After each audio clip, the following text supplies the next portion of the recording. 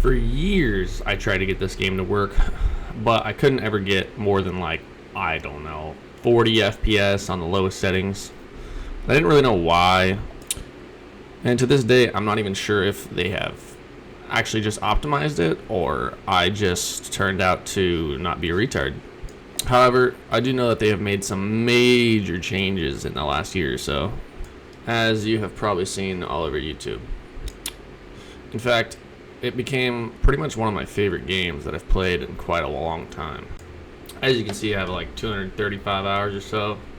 And I basically almost 100%ed it, and I would have 100%ed it if it wasn't for this achievement. This achievement decided to glitch on me when my reputation was maxed out and actually reset it for some reason. So now only my raider reputation is maxed out, but that will be soon enough. And honestly, even though like I'm an achievement grinder, I still want to play this game a lot because there's just so much content to it that a lot of games don't really have. And the community in this game is actually really cool too. Like I basically just asked someone to help me get the kill 20 players achievement.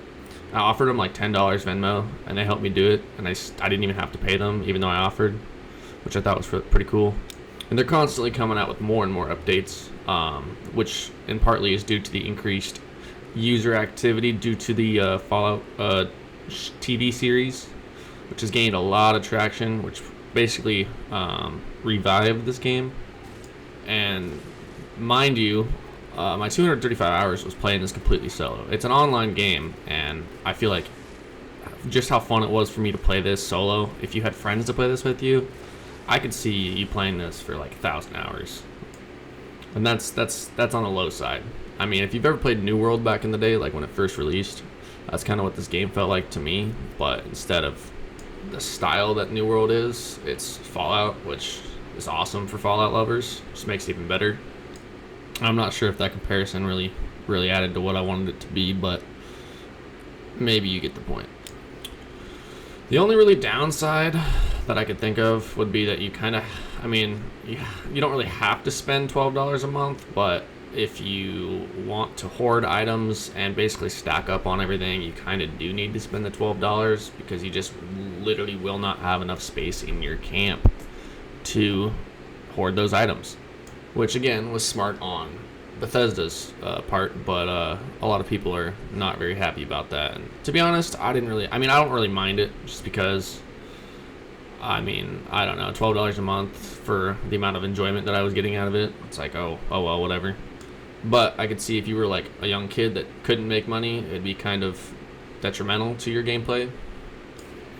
The game still has a lot of glitches though. It is an online game, so it's server-sided, so you're always going to have server-sided glitches and errors, lag, and etc. Like sometimes you'll disconnect from the game at least once every 30 minutes to an hour, which can be pretty freaking irritating, especially when you're like halfway through a dungeon or a mission that's taking you forever, and then it just decides to give out on you, and then you have to redo the entire thing. I'm not going to lie, that probably deterred a lot of people from playing or continuing to play, because that made me rage quit at least 10 times, minimum.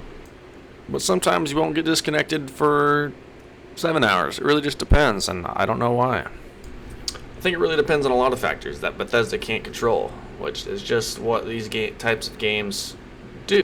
However, if you can prove to me that they can control it, Bethesda, get your shit together. I almost forgot. I didn't even talk anything about the lore, because I don't know anything about all of the characters in this game, because I skipped all of the dialogue.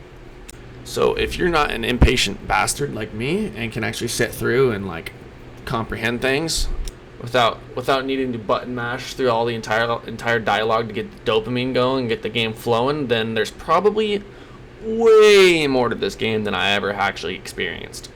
That alone will definitely guarantee you get at least double the hours that I got before achieving all the achievements, just literally sitting through the dialogue.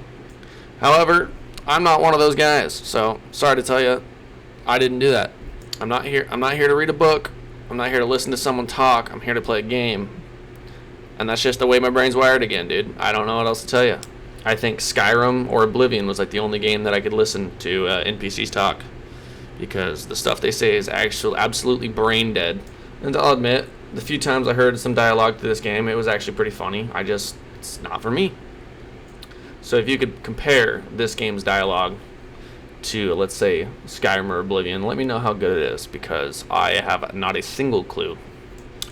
Nonetheless, in my opinion, I kind of wish they had more achievements to do. Just because, like I said, if you're a solo gamer, there's still way more that I could do, but for some reason, it's just the way that I'm wired. I almost just don't see the point in continuing to play without that, like, achievement to earn. Like, don't get me wrong, I could be doing way more raids, maxing out my gear. There's an endless potential that I'm not going to earn, but the fact that I can't, or don't, I should say, have the other achievement to get, it's just like, I don't know why, but my drive is not there. But that's also my fault for basically only going for the achievements. Like, a lot of the game, no, that's not entirely true. A lot of the game I just played, but at the end of the day, in the back of my mind, it was always like, oh yeah, how could I be going for this achievement while I'm doing this, or earning this, or getting this gear? So in some sense, I bottlenecked myself, and the enjoyment that I potentially could have gotten out of this game, even though I'd say it was maximum, I really enjoyed this game.